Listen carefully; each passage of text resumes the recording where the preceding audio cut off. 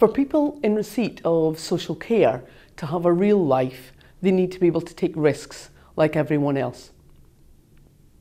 They need to be able to take risks to find themselves a home, a job, friends, a loving relationship. And actually, when you're taking risks to achieve those things, they all have the potential to go wrong.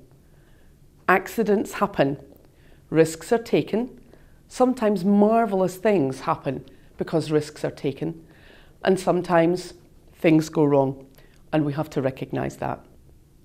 People in receipt of social care have two different types of risks in their lives. One set of risks are about things that are important for them, like not get caught in a fire, not being bathed in water that's too hot, receiving the right medication in their lives, and being supported by competent staff. Those are things which are important for people, and they're what I call the day job. Support staff are there to make sure that people are safe. They make sure that people get what's important for them. Those are risks that have to be controlled. It's our job to do so. The other risks in people's lives are about things which are important to them, like a home, like a job, like friends, like relationships, like a loving relationship. You have to take risks to get those too.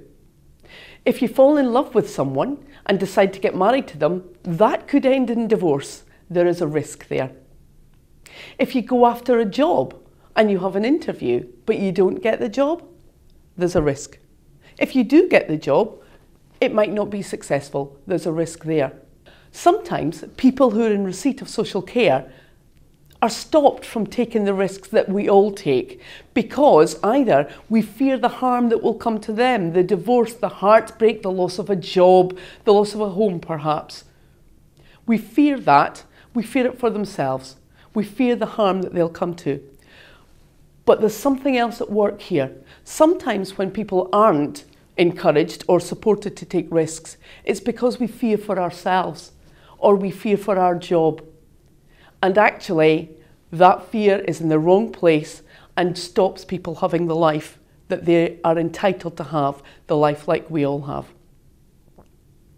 So what are the stoppers? What stops people being able to take risks? There's the fear of harm. There's the fear for ourselves, the fear of blame if something goes wrong. And so within organisations in social care, we have to provide sincere, swift and explicit support for staff who are supporting people to take risks. Staff need to know that if they are asked to support people to take risks, that we recognise that they're acting on behalf of their employer.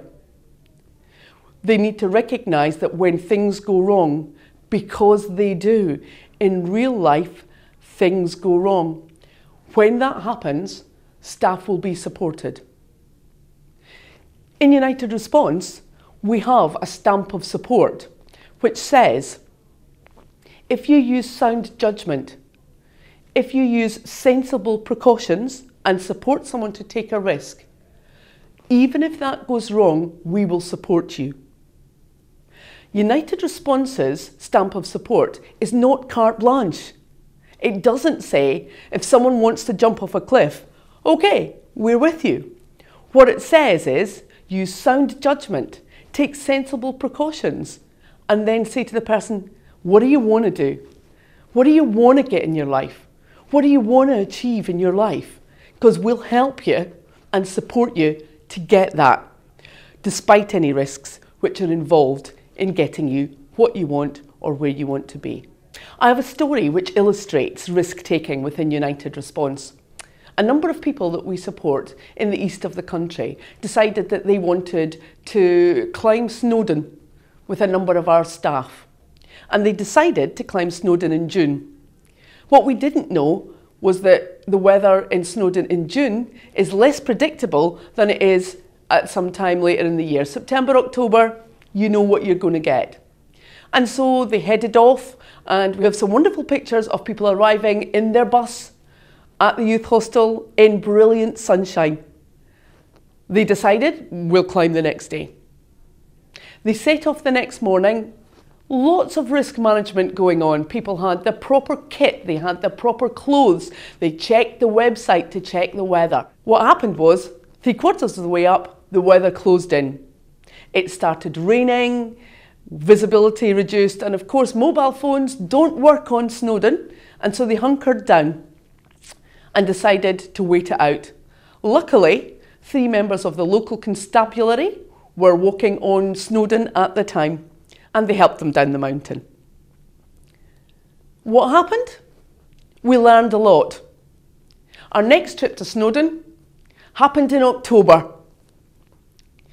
We learned a lot. No staff were disciplined for that. Nobody was stopped from doing something in their life. People were enabled, people were entitled to live a life that had some risk in it. That's our way of doing it.